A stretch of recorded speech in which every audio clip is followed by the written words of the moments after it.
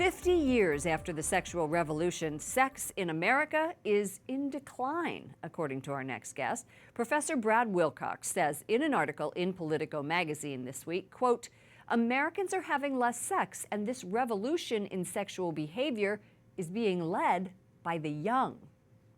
Dr. Brad Wilcox is a professor of sociology at the University of Virginia and the director of the National Marriage Project. Welcome back to the program. It's good to be here today, Lauren. Is this a sexual counter-revolution?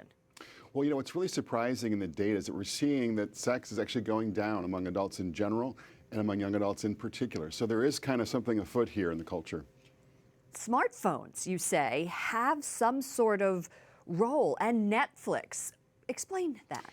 Well, since about 2012, we've seen the share of younger adults who are not having sex go from about 10% to about 18%. That's a pretty big increase in folks who are not having sex. And we think that part of the story here is that younger adults are spending more time on their smartphones, on their screens, watching Netflix, watching pornography, and that sort of this electronic piece of the puzzle helps to explain why sex and even relationships are coming down among younger adults. Well, it seems to me that if that's happening, that means that our society is isolating more and more. Is that correct? That's exactly the concern that we have, is that these devices are making us less connected to one another in person, more connected online, but again, less likely to sort of hang out with friends in person, less likely to date, less likely to mate, and less likely to marry as well.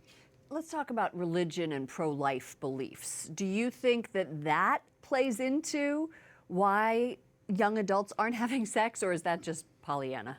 I think certainly for some of these younger adults, religion factors large.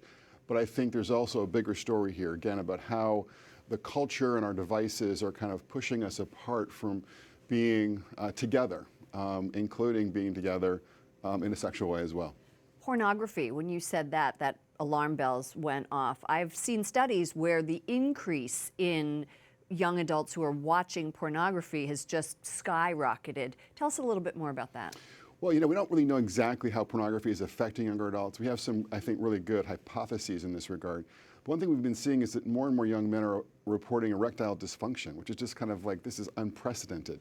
And we think that sort of the rise of pornography, the rise of sites like Pornhub, for instance, are really having an impact on young men in ways that affect their relationships and also, of course, their sexual activity as well. Thank you so much for this fascinating study and this article. I really appreciate you coming on the program. Dr. Brad Wilcox, professor of sociology at the University of Virginia, director of the National Marriage Project. Thanks. It's good to be here with you tonight, Lauren.